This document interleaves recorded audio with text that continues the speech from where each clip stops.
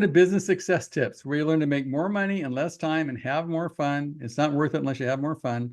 I'm Paul Sanneman, your host. I'm the founder of Contractor Staffing Source, where we help contractors build great teams. I have as my guest Duane Baumgartner, I'm going to get that right, from CityRanked. So, Duane, tell a little bit what CityRanked does and why people should want to listen to you. Well, CityRanked here, we're located just outside of Portland, Oregon, and what we are is a full-service web development and advertising agency. We do full-stack development, apps, ads, just about anything digital to help increase a brand's awareness and also get conversions offline. Okay, and what kind of contractors do you work with? We work with a wide variety of contractors. Essentially, our agency specializes in working with what Google terms as service area businesses. But in the contractors realm, we work with HVAC, plumbers, pest control, home builders, roofers, siding, windows, painters, uh, remodeling, just about anything under that umbrella. Okay, so let's talk about. I'm going to take three groups. I'm going to take home builders, remodelers, and service business, and sort of divide that in three. Okay. Okay. So, with home builders, these are not. This is not Lennar. It's guys that are doing maybe 20 million, 15 million. They're not big in the great home builder side of things. Where should they spend money when it comes between you can build brand, right? And what that means, SEO and all that stuff. You can do pay-per-click marketing, and you can do all the other stuff, advertising, television, whatever all that stuff is, right? So, two questions for a home builder. How much money of your annual revenue should you spend, and where should you spend it? The amount of money that you should spend, that's gonna vary, I would say, by geography, but typically, 3 to 6% is, the rough area that we're looking at. And where you're spending it at is really going to determine, what type of home you're selling, whether it's a custom home or an entry level home. In the times that we've done it in the past, we focus really heavily on doing SEO for the area that you're selling in. People are going to be searching into that area, obviously wanting to learn about that, and you can get them into your top of funnel doing creative advertising, maybe programmatic, retargeting, stuff of that nature. Once you start getting down to buying keywords and stuff of that nature, where people are actually showing intent that they are actively shopping for a home in that area, that's when pay-per-click would obviously come in as a good option. And how would you split your budget between SEO and pay-per-click, percentage-wise, if you're a home builder? Well, we've always had a very strong passion here to focus heavily on SEO and then augment that with pay-per-click. In my experience, investing heavily into SEO is a long-term play that will continue to pay out year over year for many years to come, and pay-per-click is just going to augment that with bottom of funnel clicks. Okay, So cool. as a general rule here, 70-30 towards SEO is a good mix. All right, now we're to a remodeling contractor. Is it the same or different? And your average remodel, say, for 200,000. I'm not talking, a bathroom thing. Yeah, you're decent sized remodel. Let's say you're doing a couple million remodeling. Your average remodel can be 100 to 150,000. So same numbers, or would you change them? No, I think with that, I think you're probably on the same area, same mixture there. But from my experience with home remodelers, reputation is going to be extremely important, and selling that trustworthiness is very, very important. So similar mix. Okay, now we go to service business: plumber, painter, HVAC. Is it the same numbers or does it shift? I think that's a little bit different, because when you start talking about, plumbers and HVAC and stuff of that nature, there's only a need for demand harvest at that point, meaning that, nobody's going to go to Google and search water heater repair, and add your whatever city it is, unless they're actually in the need for that and shopping for that. And the decision time to make that decision is much less. So getting in front of that person at the beginning of the search is extremely important. So I would argue in a case like that, you probably should be spending 50% on SEO and 50% on pay-per-click. Okay. And it's a higher margin, but a lower ticket item. Do you use the same percentage of budget or similar or less, more for service? Higher margin item, but or lower ticket, but higher. Okay. Yeah, lower ticket, because the average ticket is going to be, maybe a couple $1,000 or 5,000, but the margin is going to be a lot. It's going to be 40%, not 12%, right? Okay. Yeah. So on those types of things too, I mean, you can certainly if the margin is there and you can justify increased ad spends and you can crank out more production, then absolutely pay-per-click is a good way to augment that. Okay. Now, what have you seen? You've worked in this business industry a long time. What are you saying is the biggest challenge for you working with a new client? It's convincing them to spend the money, convincing them to do your thing, convincing them to hang in there long enough. I mean, you've been doing this a long time. So what do you find are the major issues when you're trying to deal with contractors? I think one of the biggest issues is there's so many different platforms out there that are vying for the attention online for these contractors to advertise, that it can get extremely confusing for these business owners on where they should invest their money. Should they do a shotgun approach or should they do a really targeted approach? And so for at least with my agency, we focus very heavily on search engine optimization, obviously pay-per-click and awareness and brand building through social media and other channels. We're getting into the marketing automation and the AI as well. But that is probably the hardest and most challenging thing right now is at least from the contractor's perspective, is where should they invest their money and what channels are going to be the most effective. And typically what I say is that we would want to start out with one or two different channels and start getting those firing. And then as those are firing, we'd layer on additional channels as time progresses. So I say probably three people are going to come to you, right? You'll find it. People that hate their agency because they screwed up and they feel it was a waste of money. Mm-hmm. People that have never done an agency before and have no idea and are afraid to spend money at all. Or people that have questions. They don't hate them, but they're like, yeah, maybe I could use my funds somewhere else differently, better. So tell me, of those three types, how do you approach somebody who's never done this before? Like, that's always a challenge because especially with newer business owners or especially business owners that have not done a whole lot of advertising or not savvy in the advertising space, there's really no benchmark for them to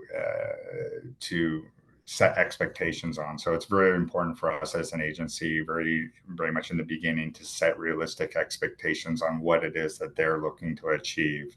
And frankly, then us as an agency need to quantify those expectations and see if it's even something that's possible. Because one of the things that's happened, I think, with this digital technology revolution, especially in the last few years, is a lot of unfair expectations have been set because we've seen different things on the media about how different people have gotten wealthy overnight using online tactics and stuff like it's sort that. of like, So, it's like, yeah. I watched a movie on how to do my bathroom. They said you can do it in a week. It only costs $10,000. I watched the video, right? Good luck with that. Yeah, exactly. So, and for us, the first group are typically our best partners and prospects when they come in, because they've already seen what's out there and they know what they've seen when it comes to maybe an agency that charges less or does only a few things. And those are the ones that we're really able to wow when they come in and see how we do things here differently.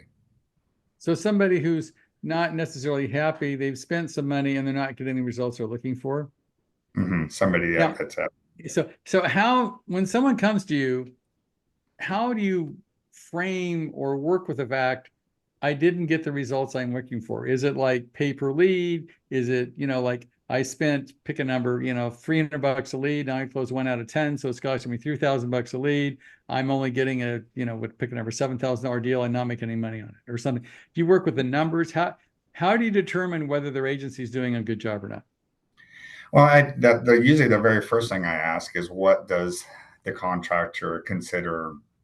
In marketing, we have kind of three different types of leads, at least with what it is that we do. We have what's called a sales qualified lead, a marketing qualified lead, and an automation qualified lead. And so I try to understand when the customer says that, hey, I've been getting results, but they're not turning into the jobs, or I'm not able to close them, or they're not good quality leads. That's when I start asking, what is a good quality lead to you? And what is it that you're doing as a business owner to try to turn those leads that you are getting into quality leads? Because that Could you is break those three things down for me? What you just mentioned, those kinds of leads, please?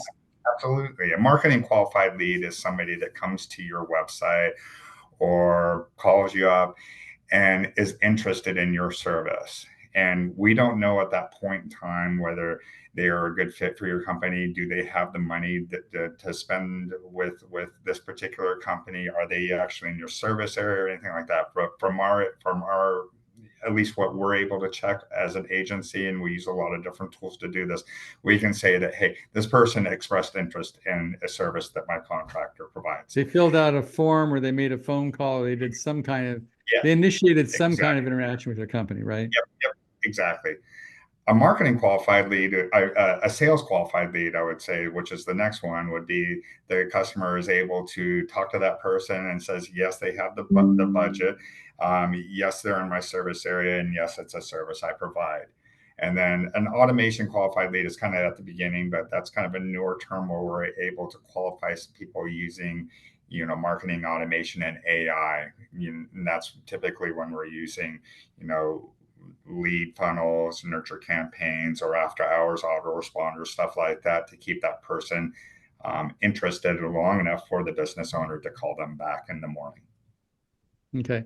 Now, in white and mail through categories, in general, where do you see marketing failing? Is it in generating the leads? Is it generating qualified leads?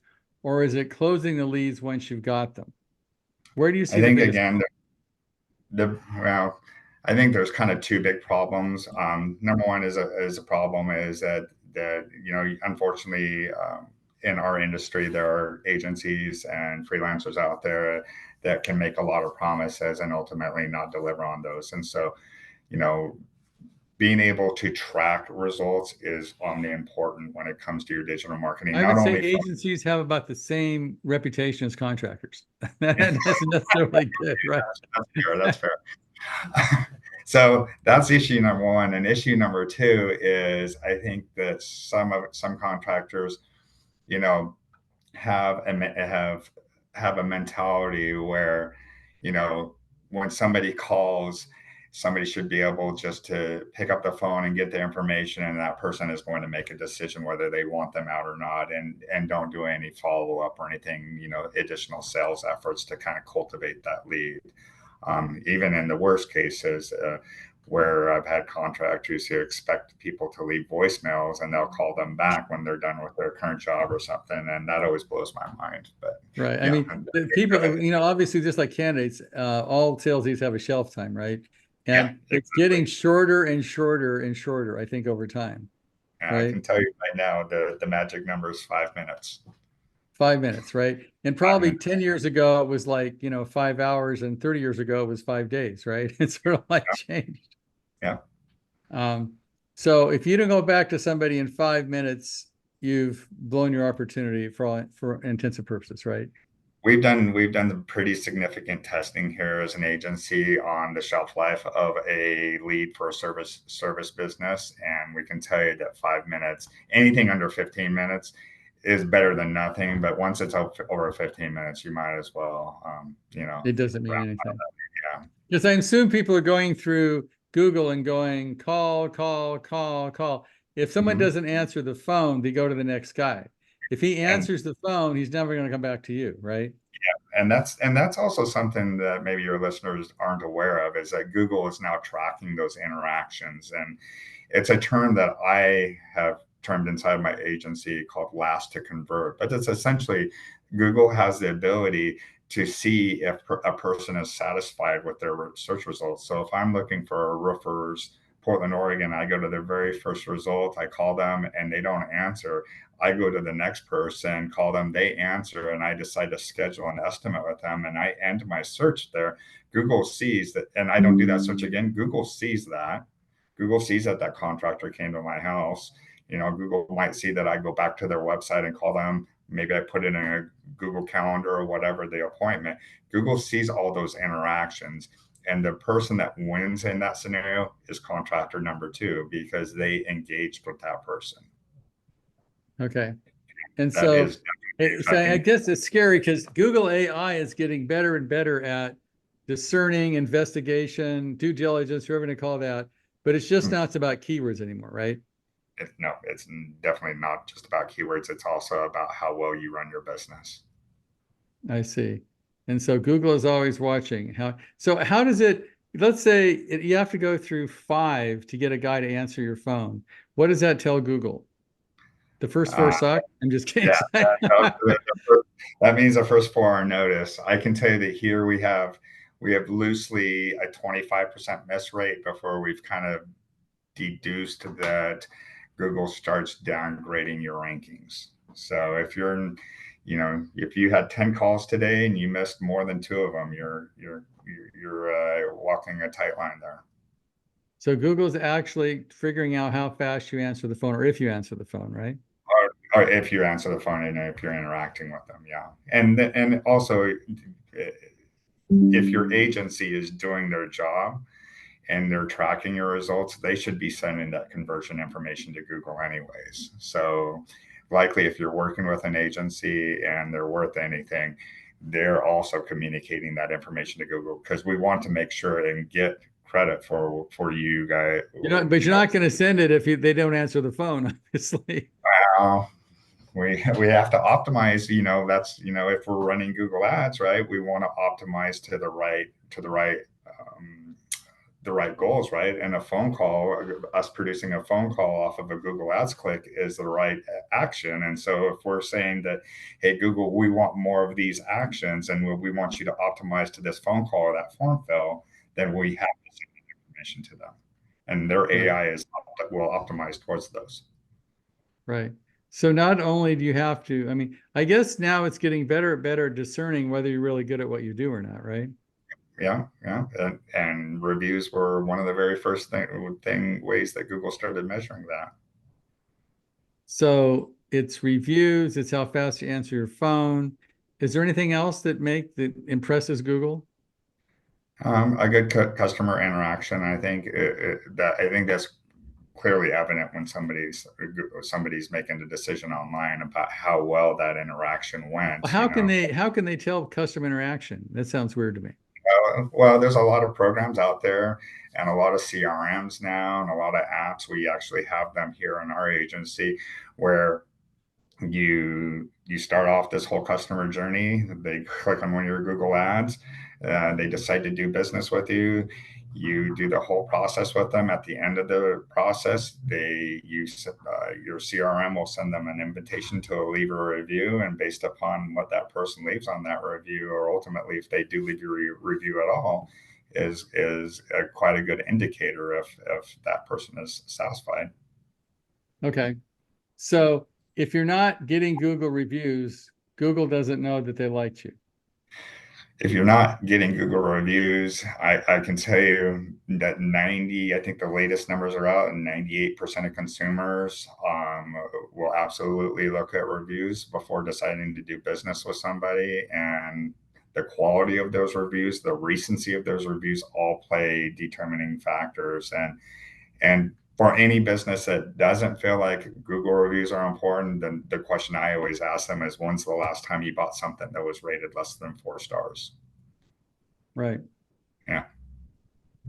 So reviews are then critically important, even if you have to call the person and get them, because if they don't leave a review, that says as much as if they left a bad, leaving a bad review is the worst. Leaving no review is not as bad, but it's not good. And leaving a good review is the best, right? Yeah. Google wants to see those interactions. Okay, cool. All right. Well, this is very interesting, Duane. If people, I mean, how do you find out if it's a good fit between you and a client? Do you have a discovery call, or, I mean, you work with a Typically, lot of contractors. yeah, typically what we do is initially we'll do a demo call, and that will typically be online, and that's usually about a half an hour. Kind of explain what makes us different as an agency, why people choose us. We show them some of the softwares we use, and how our thought process is different, and why we've achieved some of the awards and growth and recognition we have in our industry. If the person is interested at that point to do what we would call a discovery call is going to be much more in depth. We're going to learn more about your business, what makes you different, what makes you set you apart from your competitors, if you have any key selling advantages. And that could be anything from your crew, on the tenure of your crew, if there's any special certifications, all the way to if you have special equipment, right? And then we're going to figure out how we're going to position you in the market from there. So give you a really quick example. I started working with a plumbing company many years ago. They only had, maybe 6 or 7 plumbers at that point. They'd been in business for almost 100 years here in the Portland Wow. market. And one thing that they didn't have anywhere on their digital advertising is every single one of their plumbers were journeyman level plumbers. They employed they might have some apprentice helpers, but every single job had a journeyman on the job itself. And so we started advertising it that way. Consumers understood it was going to be more expensive, but also they understood the quality was going to be there. We were able to sell the quality as opposed to the price. And because of that, this customer was able to grow extremely fast. And they got a lot of jobs from out of state contractors who were looking into the Portland market, looking for journeyman level plumbers. And so we were able to really set them apart. Cool. How many plumbers do they have now? Just curious. Oh, last I knew, they're big now. I think they're probably somewhere 60, 70 plumbers. Yeah. Wow, that's cool. Okay. So, and does the discovery, I assume the first call is free, right? When you start, Yeah. and Yeah. what about the second discovery kind of thing? Does that cost The money second or? discovery call is essentially our opportunity to take somebody through our entire process. We have a process that I started. I've been in advertising for over 20 years, and I started this agency 13 years ago. And so what we did is we started this process where we take a company and start getting all their digital assets set up and ranking on Google and the major search engines through organic search and stuff like that. And then we start taking them up what we call our mountain. So we start out at base camp, then you're at the second camp, third camp, and you get all the way to the top where you're kind of, at the pinnacle of your market, and you need to decide whether you're going to rinse and repeat or move into other markets or introduce new services. And so we have a very set regimen that we've taken, lots and lots of companies all the way through, from starting out all the way to either retirement or M&A activity or expansion into other markets. Okay. Well, I would say I've been interviewing over the last year or so a lot of marketing companies. 20 years is really a long time to be a marketing guy. I mean, most of these guys say, well, I started the business 4 years ago or 3 years ago or 5, you know what I mean? So that probably sets you apart right there, right? Yeah, yeah. So I remember I used to sell yellow page ads to contractors back in the day. So that's how long I've been around. Well, I tell you, I'm so old. They were using pagers when I started. Pagers? There weren't even cell phones. Yeah. So I'm an old guy, right? Then I had to take them through, internet was, what was it? Email was a fad, and then who needs a website? And then, after that was, web-based software. And now it's the whole AI thing. Mm-hmm. I mean, except, I'd say AI is important because people are sort of like, is it going to end the world or save it? There's like two camps, like abortion or something, like they're either for it or against it.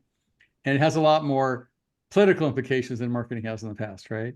Mm-hmm. Because it's shifting the way the world works, and some people like that and some people don't like that. So, Yeah. but it's definitely, I mean, I believe thoroughly that you can't avoid it. I mean, it's sort of like your competition is using a backhoe and you're using a shovel, you're going to lose. Mm-hmm.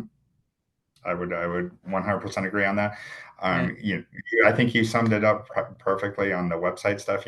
Back when I first started advertising, I started in the advertising industry back in 2004, and websites were not considered to be important at that time. But I can tell you the people that actually adopted those in the beginning and started doing those fared much better as time went on. And that's going to be the same thing with marketing automation and AI going forward, is the businesses that adopt that and figure out how to use that to gain more revenue, to present a better customer experience, are going to be the ones that are going to win. Those are the ones that you see that have thousands of reviews online. Those are the ones that have website chat features. And those are the ones that you're able to talk to now using the preferred communication method of your choice as a consumer. right, absolutely. Well, I mean, I have this feeling that maybe I'm silver doom. I think, there's a lot of capital coming into the construction industry, and it's gonna be a lot of consolidation, and you're either gonna you're gonna be bought out or you're gonna be put out of business, depending on how well you're doing, because I've never seen this happen before. So I think it's a very fun time and interesting time, but it's not a time to stick your head in the sand. Yeah, I would agree. Yeah, I mean, I think anybody here, if you question your marketing, you should call somebody like Duane, at least get an opinion, get a couple opinions, because this isn't something you can avoid. You can't go, oh, well, I don't need marketing. I answer the phone and do a good job. That will put you out of business sooner or later. Yep. Thanks, Duane. I really appreciate you being here. It's been very informative. Thanks for having me.